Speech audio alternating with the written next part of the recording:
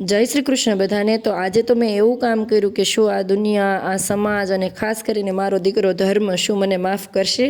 વાત જાણે એમ છે કે મેં તેને સૌથી પહેલાં રોટલી, શાક અને દૂધ જમાડી લીધું, પછી તેના ફ્રેન્ડ જીલ સાથે હોમવર્ક કરવા બેસાડી દીધો અને પછી કિચનમાં ચોરી છુપીથી મેં બનાવી નાખી મેગી બનાવતા બનાવતા હું વચ્ચે વચ્ચે કિચનની બહાર જઈને જોતી હતી કે એ લોકો અહીં તો નથી આવી રહ્યા ને।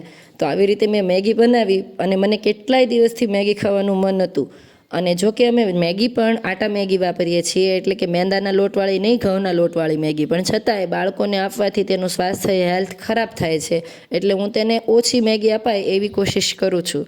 પરંતુ એકલા હાથે ઘર, બાળક, નોકરી બધું જ સંભાળી રહી છું, તો ક્યારેક હું પણ માણસ છું ને મને પણ ક્યારેક ચટપટું, મેગી વગેરે ખાવાનું મન થાય છે।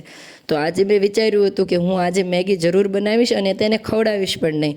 તો આ ટાસ્ક માટે વારે વારે મારે બહાર જવું પડતું હતું કે એ ક્યાંક અંદર તો નથી આવી રહ્યો ને। અને મારા મનની અંદરથી મને ક્યાંક ને ક્યાંક ગિલ્ટ પણ ફીલ થઈ રહ્યું હતું કે અરે, હું તો મારા દીકરાની વગર એકલી જ મેગી ઝાપટી રહી છું। પરંતુ કહેવાય છે ને કે કડવા ઘૂંટ તો માં જ પાય। તો માં જે કરતી હોય તે પોતાના સંતાનોના સારા માટે અને તેની ખુશાલી માટે જ કરતી હોય છે।